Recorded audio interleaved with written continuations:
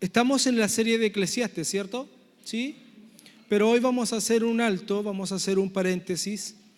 Ya dije que es un día especial y yo quisiera hablar de ese momento de la cruz y tomarnos un paréntesis en la serie y predicar sobre una de las 7 frases que Jesucristo dijo en la cruz. Y lo voy a invitar a que vaya conmigo al libro de Juan, el Evangelio de Juan, capítulo 19, versículo 30. Fueron 7 las palabras que él lanzó en la cruz, o las frases. Cada una de ellas son indicativas de algo que él está dando, una palabra de perdón, de salvación, de amor, de angustia, de sufrimiento, de triunfo y de seguridad. Y yo me voy a quedar con la 6ª palabra que él lanzó en la cruz ese día viernes, cuando él fue al Gólgota. Y quiero que lo leamos juntos esta noche en el nombre de nuestro Salvador Jesucristo. Cuando Jesús hubo tomado el vinagre, dijo: consumado es. Y habiendo inclinado la cabeza, entregó el Espíritu. Señor, te damos gracias, porque por tu muerte nosotros estamos hoy aquí. Y por tu resurrección algún día estaremos contigo allá. Gracias, Dios, por tanto, perdona por tan poco que damos. Y ayúdanos para predicar esta noche de tu palabra y danos sabiduría. Y necesitamos la cobertura de tu Espíritu Santo, que nos guía a toda verdad y a toda justicia. Intentaré, Señor, como siempre lo digo, con mis torpes palabras explicar algo tan grande. Y permite que en nuestro corazón haya un espacio para escuchar tu palabra, no tan solo con oídos humanos, sino con los oídos del alma. Te lo pedimos todo en el nombre de Jesús. Amén y amén. Yo quisiera que tuviéramos algunos minutos para estar compartiendo de esa frase que el Señor lanzó segundos antes de expirar: consumado es. Y ese es el título de la palabra esta noche: consumado es. Y puse el pensamiento: consumado es, lo que terminó en la cruz. Y quisiera que esta noche usted y yo tuviéramos un tiempo para meditar en eso, que es tan profundo. Yo estuve desde las 11, 12 del día, pudo haber sido hasta minutos antes de venirme, buscando información y estudiando sobre este tema.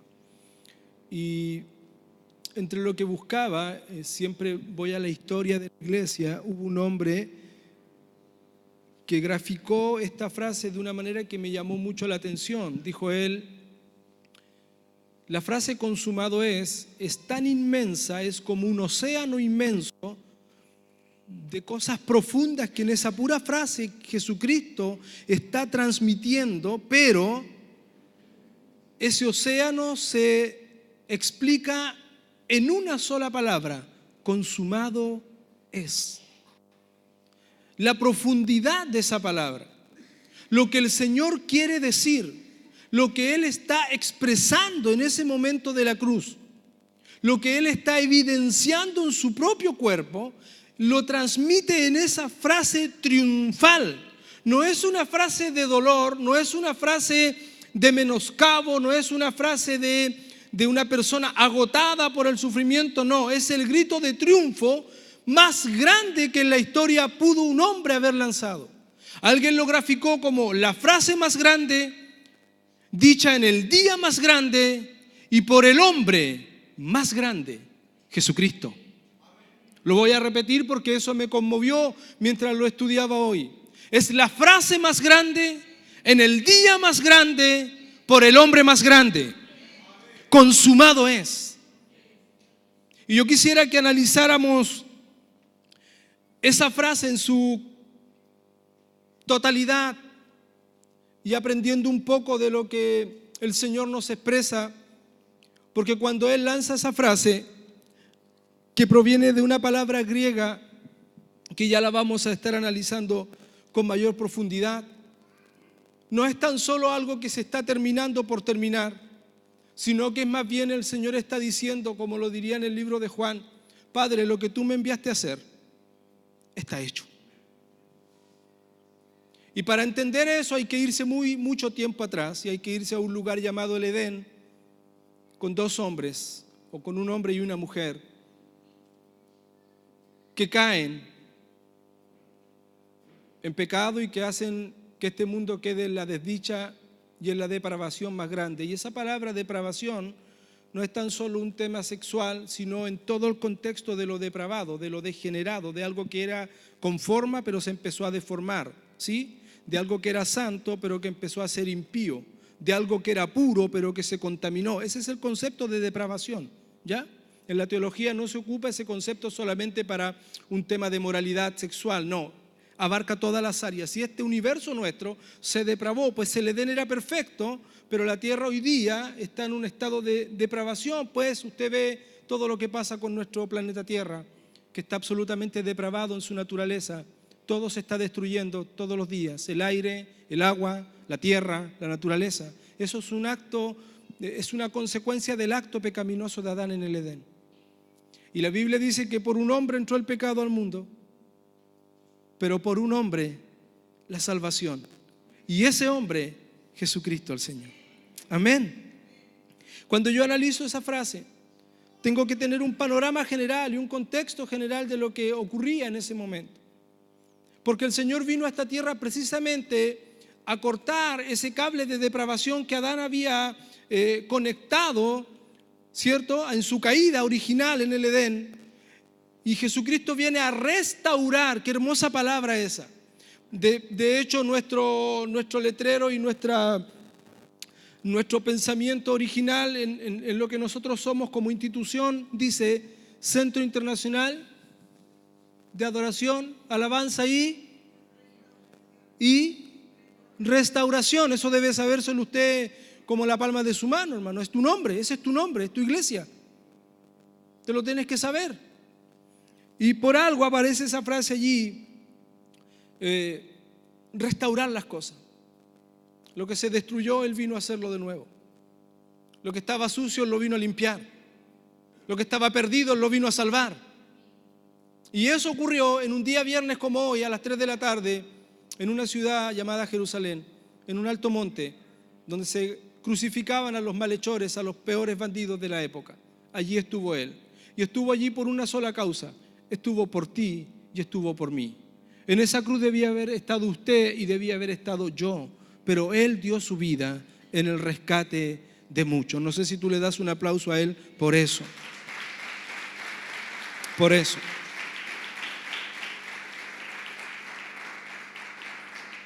El apóstol Pedro y también el apóstol Juan en sus cartas respectivas, una primera de Pedro y otra en Apocalipsis, dicen que Él fue preparado desde antes de la fundación del mundo. El que Él haya venido a esta tierra no fue una cuestión casual. Jesucristo no vino porque en algún momento se ocurrió que viniera. Esto estaba todo preparado. Dice Apocalipsis, el cordero que fue inmolado desde antes de la fundación del mundo. Dios diseñó un plan. Alguien dijo, ¿Dios sabía que Adán iba a caer? Sí, pero Él ya tenía el plan preparado para salvar al hombre. Ese es el amor de Dios. Dios no es como nosotros, que cuando algo no nos resulta, abortamos nuestros planes, nos aburrimos. Dios no, Dios nos ama tanto que envió a su único hijo a rescatarte. Y eso debe mover tu corazón a ser un hombre agradecido, una mujer agradecido, un joven agradecido, una señorita agradecida, un niño, un anciano, una persona agradecida. Tú no debieras pedirle nada a Dios, nada de nada. Usted no debiera pedir ni dinero, ni salud, ni riqueza, ni debiera pedir que su familia le vaya bien o mal. Usted lo único que debiera tener en su mente es que usted tiene una deuda de gratitud eterna, porque usted y yo estábamos perdidos, condenados, absolutamente destituidos, dice el libro de Romanos. Pero Él vino a rescatarnos. Y ese solo hecho que ocurrió en un Viernes Santo hace casi 2000 años es motivo más que suficiente para vivir nuestra vida eternamente agradecidos con Él. Ricos o pobres, enfermos o sanos, el hecho de saber que hubo uno que pagó en la cruz por mis pecados, ese simple hecho me debe a ser un hombre agradecido por Él eternamente. No tan solo en 3 horas de culto, no, todos los días de mi vida. Todos los días de la semana. La palabra consumado es proviene del griego tetelestai, así como se pronuncia, tetelestai. Y lo ocupaban en el siglo de nuestro Señor muchas personas en distintas formas, pero explicando una misma cosa, y lo explico ahora. Cuando a un siervo o a un esclavo se le enviaba a hacer un trabajo, el siervo y el esclavo, antes de entregar el trabajo a su señor, miraba lo que había hecho y veía si el trabajo había quedado bien hecho. Entonces el esclavo decía: mi señor, tetelestai, la obra está terminada. ¿Me entiende? Cuando un comerciante transaba sus productos y tenía que llegar la hora de cancelar el producto, él te daba un papel, ¿cómo se llama? Un pagaré, no sé cómo llamarle, donde él colocaba de su puño y letra si el pago había sido cancelado en su total, la deuda en su totalidad. Entonces él colocaba tetelestai, la deuda está pagada. Cuando un artista en el primer siglo o un tipo que hace estatuas terminaba su obra o su pintura, un pintor, entonces él miraba su obra y durante un buen tiempo miraba si había algún detalle en esa pintura, en esa escultura, miraba si había quedado algo por terminar, y cuando él veía la obra perfecta, entonces al entregarla decía: tetelestai, la obra ha sido terminada y está perfecta. Cuando el sacerdote judío tomaba el cordero pascual y lo empezaba a mirar para poder entregarlo en sacrificio, pues la Biblia dice en la Torá, en los primeros 5 libros, dice que el cordero era llevado para que el sacerdote lo revisara y no tuviera tacha ni mancha. Entonces, cuando era perfecto y el sacerdote pasaba tiempo mirándole los ojos, las orejas, los pies, o le miraba todas las partes de su cuerpo que no tuviera tacha ni mancha, que fuera un cordero perfecto, entonces el sacerdote lo tomaba en el templo y decía: tetelestai, es perfecto. Hace 2000 años en la cruz, un cordero sin mancha, perfecto, la mejor obra de arte, pues Jesucristo es Dios y eso significa que Él es perfecto. El trabajo mejor terminado, su nombre es Jesucristo. La mejor deuda la pagó Él y Él se levantó en la cruz para decir: tus pecados te son perdonados, tienes tu deuda pagada, eres una obra perfecta, yo pagué por ti. Si Él estuviera hoy frente a nosotros, seguramente diría la frase: tetelestai, consumado es. Cuando yo estudio esto, me doy cuenta de su amor inconmensurable. El amor de Dios no tiene límites. Era yo el que tenía que estar en esa cruz. Eras tú el que tenía que pagar tus miserables pecados. Pero Él se clavó en una cruz solamente para decirnos un día: consumado es. La obra está terminada. Oh, gloria a Dios. Bendito el nombre del Señor. Cuando yo analizo todo esto, yo me doy cuenta de lo grande que es Dios y de lo pequeño y miserable que soy yo. Los católicos hacen una cuaresma. Si alguien viene del mundo católico sabrá que es así. La cuaresma comienza un día miércoles que se llama el miércoles de cenizas. ¿Sí? Si alguien fue del mundo católico, sabe, es verdad, ¿cierto? Cuaresma, 40 días antes de esta Semana Santa, se reúnen y parte su celebración con el miércoles de cenizas. El miércoles de ceniza, para que tú sepas, es el miércoles donde se reúnen las cenizas del domingo de Ramos del año anterior. Y el mundo católico le ha dado toda una connotación casi salvística a este tipo de rituales. Pero aunque tú juntes un saco de cenizas y te reúnas 100 días antes de estos días, de nada te sirve si no has entendido que tus méritos no sirven para tu salvación. Usted puede dar dinero, usted puede dejar de decir garabato, usted puede dejar de estar en adulterio, usted puede dejar de robar o de mentir, pero eso no te sirve de nada si primero no entiendes que hubo uno que pagó en la cruz por ti. Tú no tienes nada que ver en tu salvación, Él ya pagó por ti. Consumado es. Entonces usted, pastor, está diciendo, nosotros podríamos hacer un montón de cosas malas, entonces no tenemos ninguna influencia en la salvación. No. Porque si el hombre que ha sido salvo entiende el concepto de ese que murió en la cruz, va a intentar con todas las fuerzas de su corazón de nunca fallarle a su Señor. Y aunque somos gente con una tendencia al pecado, hay una gran diferencia entre nosotros y otra gente. Es que nosotros, aún teniendo una condicionalidad de pecado, con un corazón dado al pecado, con una mente dada al pecado y en la maldad, yo no vivo en el pecado. ¿Entiende la diferencia? Una cosa es tener inclinación hacia y otra es vivir en el pecado, que es muy distinto. Es muy distinto. Entonces, cuando el hombre quiere justificarse por sus propios méritos y obras, entonces el hombre ha inventado caminos para salvarse, olvidándose que el único camino es Jesucristo. No sé si dice amén a eso usted.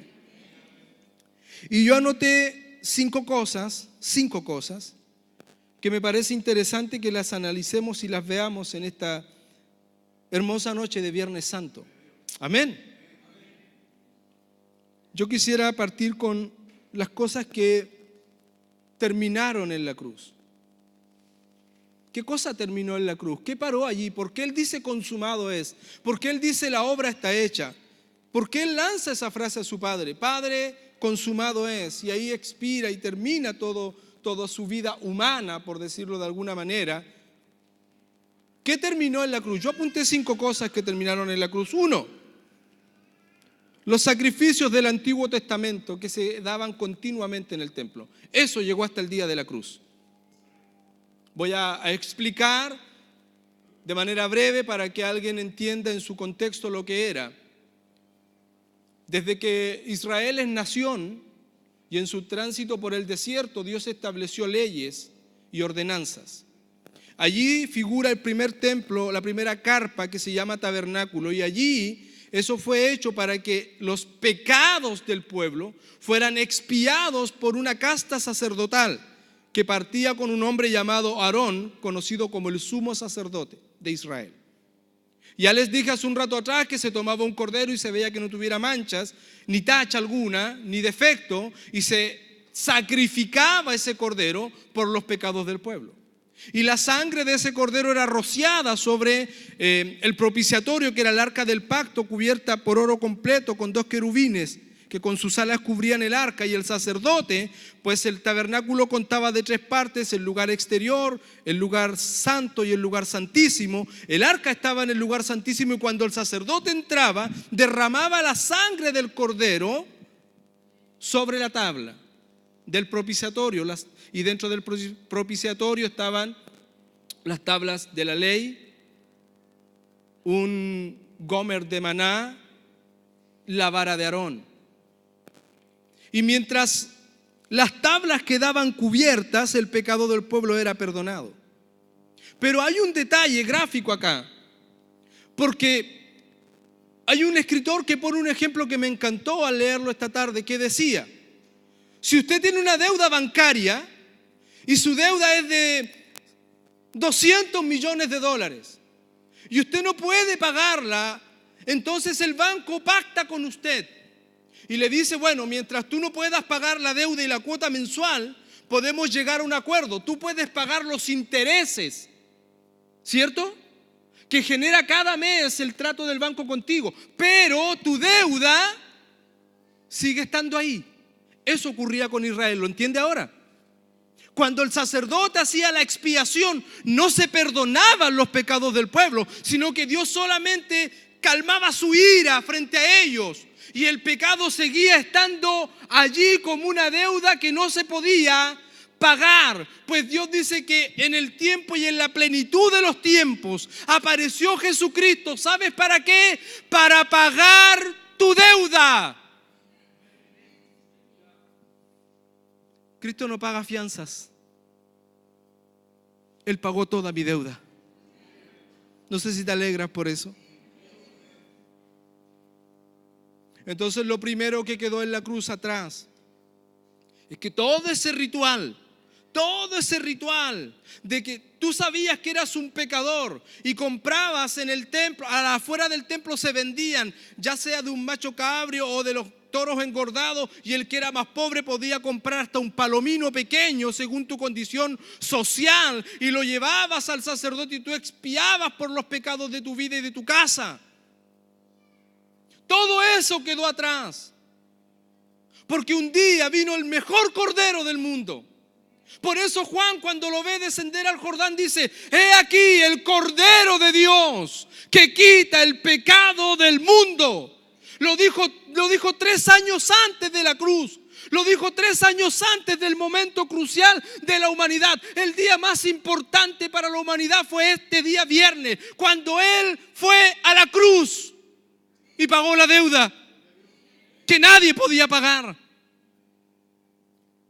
Los días lunes, esta ha sido toda una Semana Santa que partió el día lunes. El día lunes se llevaban los corderos y se entraba a Jerusalén un montón de corderos que eran llevados al templo para ser vendidos a la gente que iba a pagar para que le perdonaran, ¿qué cosa? Sus pecados, equivocadamente, pues los pecados nunca serían pagados, solamente calmaban la ira de Dios por un momento breve. Pero mira lo que ocurre aquí. Corderos entrando a Jerusalén por un lado y en otro lado de la misma ciudad el Cordero de Dios sobre un pollino. La gente saliendo a recibirle y diciendo: oh, sana, bendito el que viene en el nombre del Señor.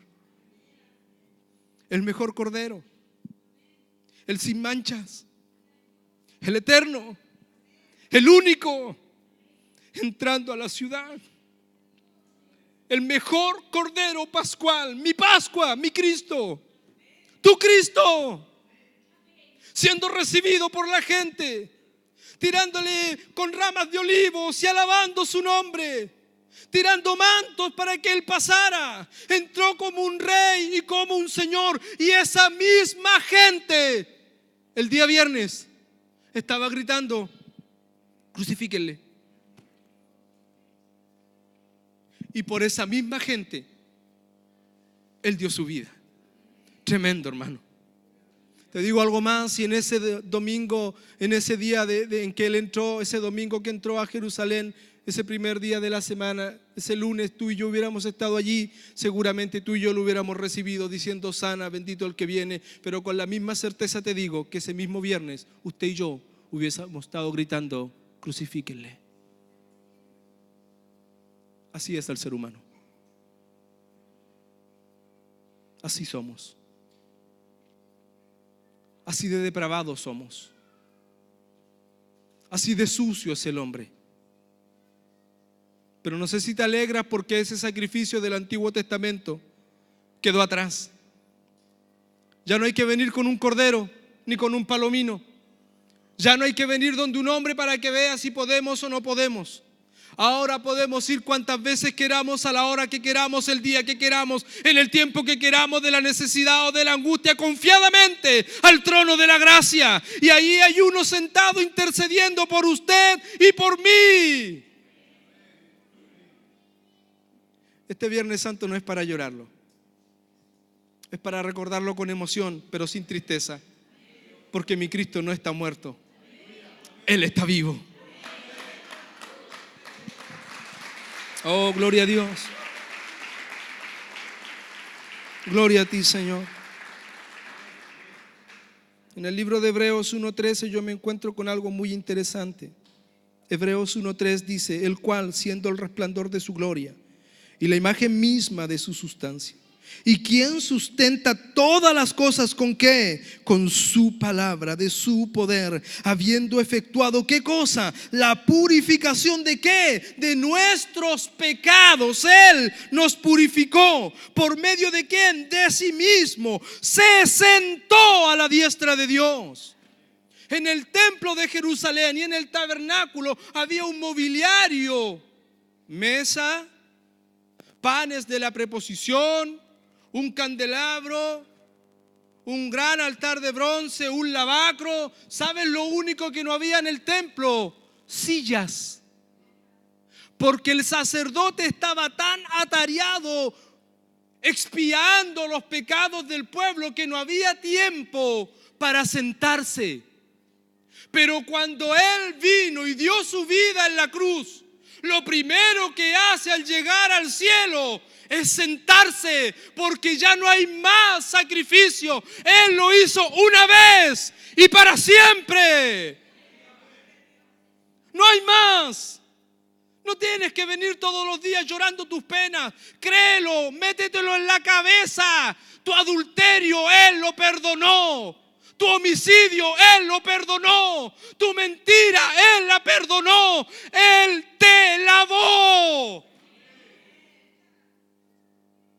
Si tuviéramos convencimiento del perdón de Dios, cada culto sería un derramar de gratitud. Porque si tú tienes una deuda en Falabella o en el banco que sea, y alguien te dijera que te va a pagar la deuda a costo cero, tú no pararías de darle las gracias cuantas veces te lo pillaras en la vida. Cuantas veces te lo encuentres en la calle, la primera palabra que saldría de tu boca sería: don este o don este otro, muchas gracias, gracias, gracias, gracias. Yo no tengo cómo pagarle, lo único que puedo decirle: gracias. Yo no tenía cómo pagar esa deuda. ¿Sabe lo que quiero decirle? Gracias. Y no tenemos conciencia de todo lo que Él ha pagado por nosotros. Una iglesia que entiende eso es una iglesia agradecida, a la cual no tenemos que estarle diciendo que digan amén o que aplaudan o que levanten las manos. Porque el hombre que entendió el pago que Él hizo en la cruz, no tan solo aquí, en su casa, en una micro, en el sueño, en la mañana, en la tarde, con tus hijos, en tiempo de pena o de alegría, siempre podemos decir al bendecir los alimentos incluso: gracias por tu cruz, gracias por tu cruz, gracias por pagar mi deuda que yo no podía pagar, que yo no tenía para poder expiar mis pecados. Yo iba derecho a la condenación, yo iba a la muerte, y usted también. Dice el libro de Romanos: estábamos muertos en delitos y pecados, destituidos de la gloria de Dios, pero Él tuvo misericordia, porque Él tiene misericordia de quien quiere tener misericordia. Yo no sé si tú te alegras por eso. Él está sentado allá en el cielo ahora, en este minuto. Y cuando llega alguien a decir: María, mentirosa, ladrona, estafadora, Él se para de ese asiento y dice: yo pagué por ella. No hay nada que nos pueda acusar. No sé si lo crees. Cuando llega esa mentira a nuestra mente para hacerte tambalear en tu vida y nos hace sentir como que no somos dignos, pues siéntete digno. Siéntete digno, siéntete feliz. Uno ya pagó tu deuda, créalo, uno ya pagó por ti. No hay nada más que hacer, solo darle gracias. No sé si te alegras por eso. Una segunda cosa que yo anoté es que se acabaron las profecías que hablaban de Él. Génesis, por favor, 3:15. Génesis 3:15. Se acabaron los sacrificios en el templo y se acabaron y se cumplieron todas las profecías que hablaban de Él. Mire lo que dice: y pondré enemistad entre ti y la mujer, y entre tu simiente y la simiente suya. Esta te herirá en la cabeza y tú le herirás en el calcañar. La cruz y la muerte de Jesús fue el escenario ideal para que el diablo pensara torpemente, porque si hay alguien que es torpe es Satanás. Satanás siempre ha querido parecerse a Dios, pero es una burda imitación. Él siempre ha querido imitar a Dios en todo, pero no le pisa ni las suelas, porque Dios es creador y Satanás es creación, y con eso se acabó todo su plan. Pero cuando el plan de redención se echa a andar, hay una profecía allí, una enemistad entre la simiente divina, los salvos, y la simiente diabólica, y una certera palabra de que a él le herirán en la cabeza, pero él dará un golpe aún más certero. Antes de la cruz, Satanás tenía dominio, y lo vamos a ver más adelante, sobre muchas cosas. Pero el día de la cruz, el golpe de Cristo al diablo lo anuló completamente.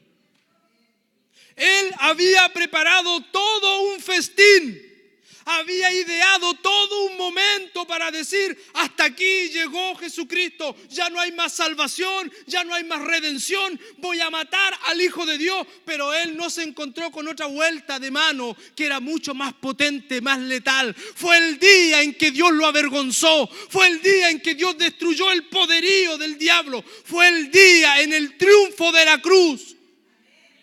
Fue el mejor día para exhibir al diablo y para que él se levantara vencedor y victorioso. Consumado es. Hermano, cuando yo entiendo esa verdad del Evangelio, yo no tengo por qué temer al diablo.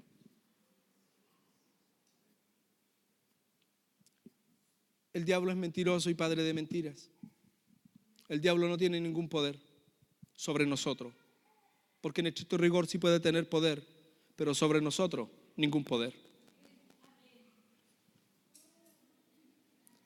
Cambia tu lenguaje cuando te encuentres en dificultades en la vida. Cambia tus tecnicismos, como digo yo siempre.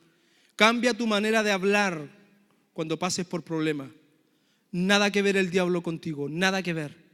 Nada que ver el diablo en tus hijos, nada que ver el diablo en tu economía, nada que ver el diablo en tu matrimonio, nada que ver. Todo lo que pasa en tu vida está determinado por Dios. Y Dios tiene cuidado de nosotros. O sea que Dios permite que nos enfermemos, por supuesto, porque tras la enfermedad viene el triunfo de saber que Él también te sana. O sea que Dios permite que nos falte el recurso financiero, sí, porque detrás de eso viene el Jehová Jireh, que te sustenta y que nunca te abandona.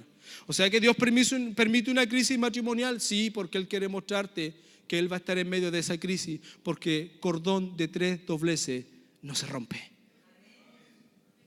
Todo, como diríamos en el pasaje de Eclesiastés pasado, todo tiene un tiempo determinado y establecido por Dios. Ahora, si usted anda a la buena de Dios, preocúpese. Pero conmigo no tiene parte el diablo, ni con mi esposa, ni con mis hijos. Conmigo tiene que ver Dios. Amén. En el libro de Juan 3:8 dice que Él vino para destruir las obras ¿de quién? Del diablo.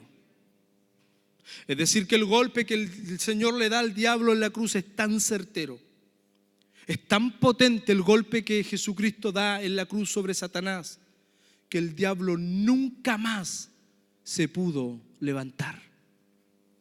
Y hoy Él está sentado a la diestra de Dios, hablo de Cristo, y el diablo sigue siendo un gusano de medio pelo a las plantas de su Señor. Cuando usted lo confronte ese pensamiento carnal de pensar que el diablo tiene alguna ascendencia sobre su vida, sacuda la cabeza. El diablo no tiene nada que ver contigo. Tú estás en las manos de Dios. Amén. ¿Cree eso usted? Siga conmigo, por favor. Tercera cosa que yo anoté y que me interesó igual. Hablamos de las cosas que dejaron de ser en la cruz, ¿cierto? Lo que terminó en la cruz. Ya dijimos, ayúdeme, ¿qué fue lo primero que terminó en la cruz? Los sacrificios que estaban en el Antiguo Testamento. Segunda cosa, toda profecía sobre Cristo, por si alguno hoy día dice que es el Cristo, es mentiroso, porque el Cristo ya vino y pagó una vez por mí. Así que todos esos que hablan de que son los nuevos Cristos, los supercristos, todo eso se resumen como anticristo, ahí sí, ¿ya? Pero Él vino una vez y esa vez bastó. Tercera cosa, la muerte en la cruz de Jesús, en el consumado es, al diablo se le quita el poder de acusar. Zacarías capítulo 3, por favor, versículo 1.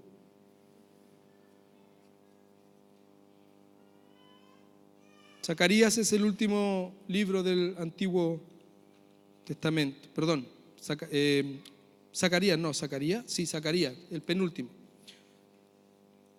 Zacarías 3, 1. Me mostró el sumo sacerdote Josué, el cual estaba delante del ángel de Jehová. Y Satanás estaba en su mano derecha, ¿para qué? ¿Para qué? Para acusar. Antes de la cruz, el diablo acusaba al hombre. ¿Se acuerda de Job?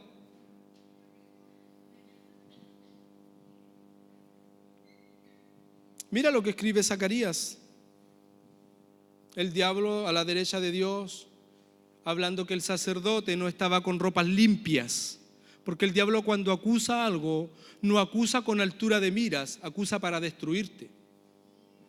Por eso dije hace un rato que si usted todavía no se convence de que Dios ya le perdonó lo que hizo, entonces usted está mal y debe arrepentirse de verdad y sentir el perdón de sus pecados. Porque la muerte en la cruz no fue en vano. Y si la muerte en la cruz significó perdón de pecado, Él perdonó todo tipo de pecado. Y cuando un hombre sigue esclavizado a una mentalidad que lo que hice ayer Dios nunca me lo va a perdonar, es que lo que hice fue tan horrible, es que lo que hice fue tan tremendo, y aquí pueden entrar personas que han hecho abortos, por ejemplo, personas que han matado a otros, y está ese pensamiento, y está esa vida sujeta a esa esclavitud. Qué tortura diaria, qué tortura más grande, levantarte por la mañana y sentir la culpabilidad, sentir el peso, y un diablo que está acusando y acusando y acusando. ¿Qué haces aquí? ¿Por qué te vienes a sentar aquí? ¿Qué sacas con cantar? ¿Qué sacas con alabar? ¿Qué sacas con predicar? ¿Qué sacas con ministrar? ¿Qué sacas con orar? Mira lo que hiciste. Y el acusador, pero en la cruz Él le quitó el poder de acusar. No, yo pensé que tú te ibas a alegrar por eso.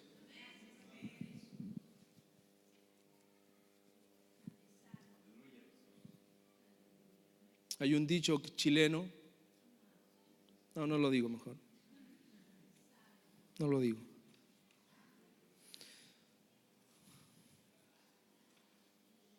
El cristiano no es el que se cree cristiano. Es aquel que ha sentido que sus pecados han sido perdonados. Lo sentiste tan profundo que nunca vas a dejar de dar gracia. Nunca te dejarás de congregar. Nunca darás problemas, pues un cristiano convertido no da problemas, da soluciones. Será un factor de cambio donde estés, porque el sentirte perdonado y no acusado es un placer que solamente lo experimentamos los salvos. ¿Ha escuchado la palabra cargo de conciencia? ¿La ha escuchado? ¿Qué piensa de eso usted? ¿No es acusativo? Por eso pusimos esas sillas negras allá atrás. Porque de seguro muchos de nosotros llegamos con ciertas cosas durante el día que son necesarias confesarlas, para que en el trono de Dios el que está sentado se ponga en pie y diga: perdónalo, yo pagué por él. Para que se haga efectivo el libro de Juan, que dice: si alguno ha pecado, abogado tenemos para con Jesucristo el justo. Él es la propiciación por nuestros pecados. ¿No te alegras por eso?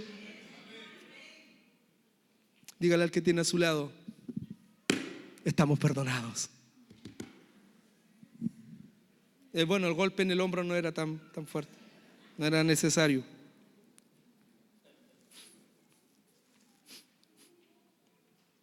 El diablo es acusador, persigue al ser humano, lo hostiga, lo cansa. Imagino, quizás me voy a equivocar en lo que diré, cuando una persona se va a suicidar, los minutos antes a tomar esa drástica determinación, la cual yo no voy a juzgar, porque Dios sabe dónde va esa persona, no yo. Y no estoy justificando un acto tan barbárico, pero no soy quien para decir que esa persona se pierde, aun cuando la Biblia da ciertas luces. Pero ese es un tema de Dios en el caso a caso. Cuando una persona se va a suicidar, seguramente un alto porcentaje de los suicidios se anteceden a pensamientos acusativos. Hace solo un par de días atrás, un expresidente peruano, al verse rodeado porque la policía lo iba a tomar preso por casos de alta corrupción, en el caso de Odebrecht, un constructor brasileño que pudrió en plata a la gran mayoría de presidentes de Sudamérica, el señor Alan García tomó un revólver y ¡pac! Antes de eso, antes de percutar el tiro, en su mente el diablo, estoy seguro de eso, estaba acusando situaciones. No tienes escapatoria, nadie te va a perdonar. Mira lo que la gente dirá de ti, nunca volverá, la cárcel te espera. Un hombre sin Dios termina dándose un tiro. Los que tenemos a Dios, doblamos nuestras rodillas y decimos: Señor, tu sangre me limpia de todo pecado. ¿No amas a Dios por eso? Una cuarta cosa que yo apunté. Vamos bien, ¿cierto? ¿Vamos bien? Una cuarta cosa, son 5. El Señor le quita a Satanás el poder de la muerte. Él tiene poder sobre la muerte. Antes de la cruz, Satanás tenía el dominio, el imperio de la muerte. Vaya conmigo al libro de Hebreos, capítulo 2, de los versos 14 y 15. Ya vimos que le quitó el poder de acusar, de andar de acusón. Mira lo que dice el Hebreos 2, 14 y 15. Así que, por cuanto los hijos participaron de carne y sangre, Él también participó de lo mismo para destruir por medio de la muerte al que tenía el imperio de la muerte, esto es, al diablo. Escucha esta palabra del verso 15. Y librar a todos los que por el temor de la muerte estaban durante toda la vida sujetos a servidumbre. Lo explicamos. ¿Qué podía pensar un hombre que moría sin Dios? ¿Qué piensa hoy un hombre que muere sin Dios? El infierno, condenación eterna, muerte eterna. Hay algo maravilloso en la cruz. Él murió. En la agonía de su vida, Él murió, pero al tercer día resucitó. Él murió, yo también debo morir con Él. Pablo dice: con Él estoy juntamente crucificado. Ya no vivo yo, Cristo, el de la cruz, vive en mí. Y entonces yo muero con Él, me crucifico con Él por amor a Él, pero tengo la certeza que algún día voy a resucitar con Él. Entonces antes el diablo tenía a la gente tomada. Por eso usted dele gracias a Dios por haberle conocido como Él tiene que ser conocido. Porque hay sectas que le enseñan a la gente que tienen que hacer cosas para alcanzar su vida eterna. Entonces usted tiene que pagar dinero, o usted tiene que hacer tal cuestión, o obras de caridad, o usted tiene que inscribirse en tal club social. En los tiempos de Lutero, un cura llamado Dresdel, él vendía indulgencias para que la gente pudiera salvar su alma. Es decir, tú podías comprar, según ellos, el catolicismo romano, podías comprar tu salvación. Y el diablo se frotaba las manos porque millones de personas murieron en esa ignorancia. El único que compró tu salvación es Jesucristo. Y el precio que pagó por tu alma es un precio de sangre. Y el diablo, que tenía el poder de enviar al hombre al infierno mismo, fue desnudado en la cruz y le fue quitado todo poder y toda autoridad. Como le dije hace un rato atrás, él pensó dar un golpe certero, pero se encontró con un mazazo de Jesucristo, que lo despojó y lo publicó de una manera pública, abiertamente, y triunfó sobre él. ¿Dónde? En la cruz. El mayor triunfo de la historia de la humanidad estuvo en la cruz. Por eso que cuando un predicador va a sermonear a la iglesia, todo sermón debe terminar en la persona de Cristo. Cuando yo te cuento mi testimonio, podrá ser un testimonio escalofriante, sobrenatural, muy lindo, muy lleno de cosas virtuosas, pero no salva a nadie. Puede causar emoción, gozo, pena, pero no te va a salvar. Pero un verdadero predicador tomará su Biblia para terminar hablando de la muerte en la cruz, de uno que pagó por nuestros pecados. Ese testimonio nos debiera hacer saltar de alegría y gozo.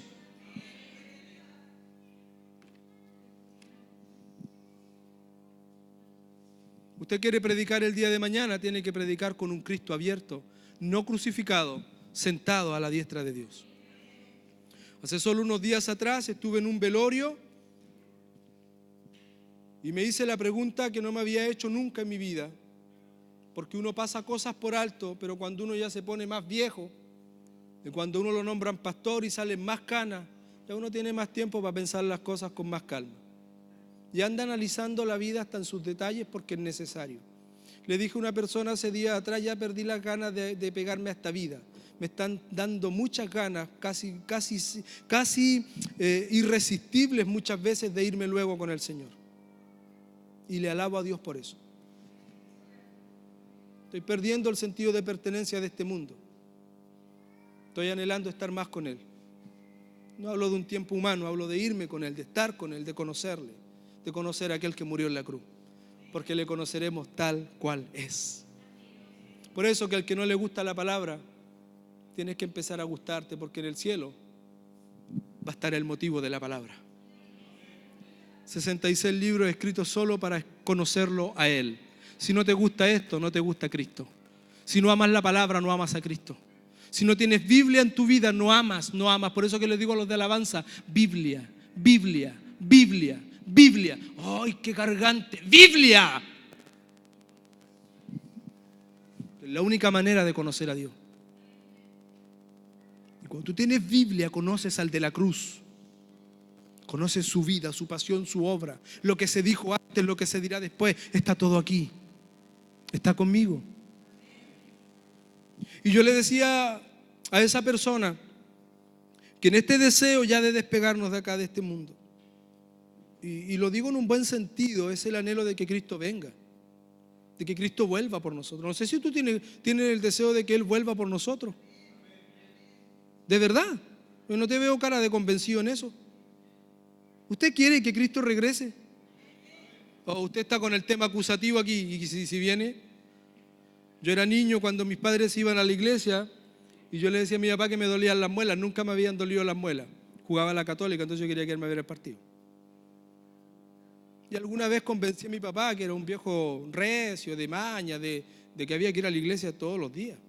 Porque antes iba todos los días, de lunes a lunes. Y ocurría que en las iglesias pentecostales a veces los cultos se alargaban mucho. Y yo me quedaba solo en la casa. Te hablo de que tenía unos 10 años, 11 años. Y donde los papás tardaban en volver, lo primero que venía a mi mente, porque había escuchado toda mi vida la frase de que Cristo iba a venir en cualquier minuto. Y eso es verdad. Y eso va a ocurrir. No sé si usted lo cree. Y yo empezaba como niño a pensar que Cristo había venido, y me pasó muchas veces. Y me pegaba en la ventana que daba hacia la calle, esperando, y esto es verdad, que mi papá apareciera con mi mamá por algún lado, con mi hermana. Y yo en mi mente de niño pensaba ilusamente que el Señor había venido, por eso tardaban tanto. Y yo, que había preferido un partido de fútbol en vez de ir al culto, me había quedado. Y cuando el viejo aparecía con su gran Biblia, su sombrero y la mamita del brazo con él y mi hermana con su bandolina, se me volvía el alma al cuerpo, hermano. Eso que te parece chistoso lo vive mucha gente hoy, siendo ya adulto. Cuando alguien dice Cristo viene y la iglesia debiera levantarse como si hubieran hecho un gol, como cuando hace un gol Chile y nos paramos todos a gritar desaforados. Hoy día cuando la gente escucha que Cristo viene, a muchos le causa más miedo que alegría. Y eso se denota en la cara que tú pusiste cuando yo dije que Él va a venir en cualquier minuto. Y eso acusa que usted está leyendo más el diario que la Biblia. Y eso es acusativo. Y debes preocuparte por eso. Porque el Señor va a venir a buscar lo que Él salvó. Esto va todo de la mano. Si tú crees que hace 2000 años hubo uno que murió por ti, con la misma seguridad tienes que decir, sí Señor, regresa pronto. Ven por tu iglesia. Ven Señor Jesús. Amén. Él le quitó el poder de la muerte. Vamos con 1 Corintios 15, 55. Eso está muy, muy lindo. 1 Corintios 15, 45. Texto ultra conocido, ultra predicado en muchos lugares. Y dice así: ¿dónde está, oh muerte, tu aguijón? ¿Dónde, oh sepulcro, tu victoria? Ya que el aguijón de la muerte es el pecado y el poder del pecado la ley. Mas gracias sean dadas a Dios, que nos da ¿qué cosa? La victoria. ¿Por medio de quién? De nuestro Señor Jesucristo. No sé si la cruz es victoria para ti. Les conté hace un rato atrás, quedé con la historia a mitad. Que había estado en un velorio y la funeraria puso una cruz a la cabeza de la urna. ¿Cierto? Y en esa cruz un Cristo crucificado. Y yo dije, bueno, hice la reflexión y el análisis, dije, bueno, el diablo se mete donde lo dejan que entre. Pues si alguna vez en esta iglesia falleciera alguien y nos pidieran velarlo acá, nosotros tenemos que tener una cruz para esos momentos, pero sin un Cristo crucificado, pues eso es una herejía, es un símbolo satánico. El diablo lo quiso dejar crucificado, pero Él vive. Y si yo acepto tenerlo, aunque sea una imagen, usted es muy exagerado, pastor. Usted se va a los extremos. ¿Cómo darle tanto color? Esas palabras cristianas que usamos. Por un Cristo en la cruz. Es que mi Cristo ya no está en la cruz. No sé si el tuyo, el mío no está muerto. El mío está vivo, más vivo que nunca. Yo no podría permitir que lo trajeran aquí, aunque sea en una imagen. ¿Está conmigo? No hay nadie católico acá, ¿cierto? ¿No? Estamos bien, vamos bien. ¿Dónde está, oh muerte, tu aguijón? ¿Dónde, oh sepulcro, tu victoria? En la cruz se le quitó el poder de la muerte. Usted tiene vida y vida eterna. Yo he venido para que tengan vida y para que tengan vida en abundancia. Yo doy mi vida en rescate por muchos. Yo soy el camino, la verdad y la vida. Yo soy el pan que descendió del cielo y el pan da vida. Hermano, créalo.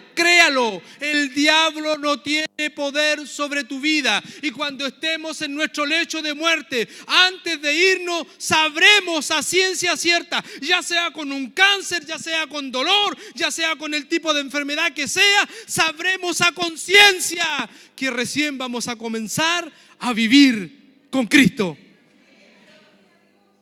Alguien dijo que Lázaro, una de las primeras frases que le dijo a Jesús cuando Él lo llama, ¿cierto? El Lázaro que ya llevaba 4 días muerto, y cuando Él dice, Lázaro, vuelve, lo primero que Lázaro le dice al Jesús a sacarse todas las vendas, estaba tan bien donde estaba.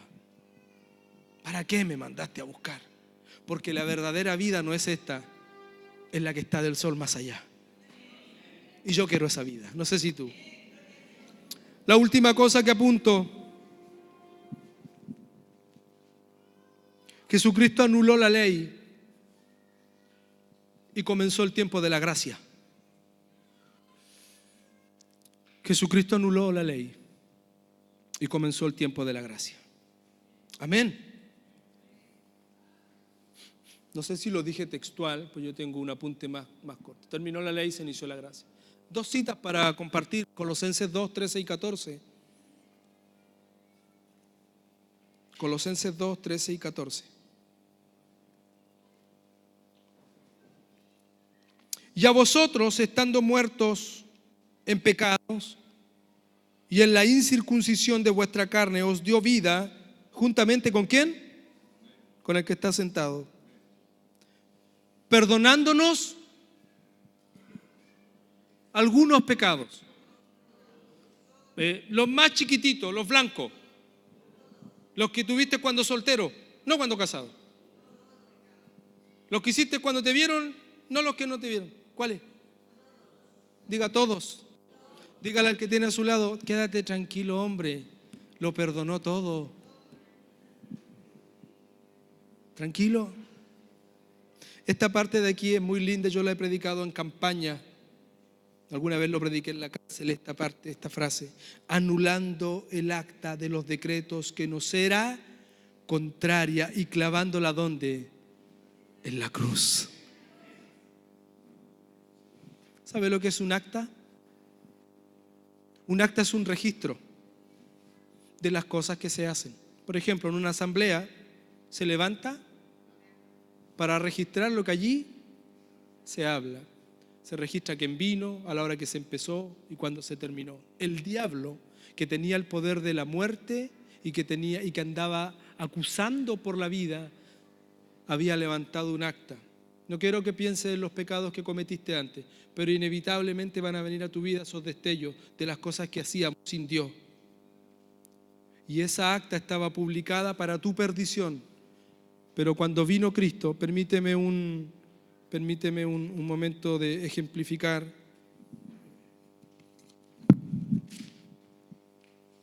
Él tomó el acta que nos era contraria. Aquí estaba tu nombre y el mío, y el de toda la humanidad. Aquí estaban todos tus pecados, los que cometiste ayer, los que cometiste hoy día y los que vas a cometer mañana. Todos estaban en esta acta. Y el diablo la presentaba frente a Dios. Y tú y yo no teníamos salida en nuestra vida, estábamos perdidos en delitos y pecados. Pero Él tomó el acta y junto con Él la clavó en la cruz. Y dijo, Padre, consumado es. Yo doy mi vida por todos los que están en esta acta.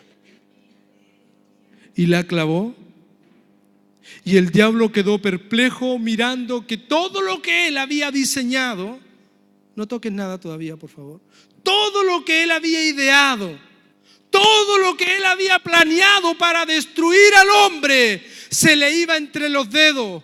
Porque se había levantado uno más alto, como aquel que se levantó en el desierto, como aquella serpiente levantada por Moisés. Ahora se había levantado el Hijo del Hombre, y todo aquel que le mirare podía ser salvo. Así como Moisés levantó una serpiente, así fue necesario que el Hijo del Hombre fuera levantado, para que todo aquel que en él crea no se pierda, mas tenga vida eterna. Después de clavar el acta, el primero que estaba en esa acta era yo. No sé si tú. ¿Estabas en el acta tú? ¿Caerían tus pecados en una hoja como esta? No sé si a ti, pero a mí me faltarían hojas. Pero ¿sabes lo que hizo el Señor? Los forró. Los borró. Y no tiene memoria. Él no tiene memoria de lo que hiciste. Hermano, vive tranquilo. Disfruta a tu Señor. Disfruta los beneficios que Él nos da de la salvación. Disfruta a tu familia, a tus hijos. Basta con la tormenta, basta con el dolor. Deja el sufrimiento. Uno ya pagó por ti. Voy a volver a insistir en que el día en que nosotros tengamos clara conciencia de lo que Él hizo por nosotros,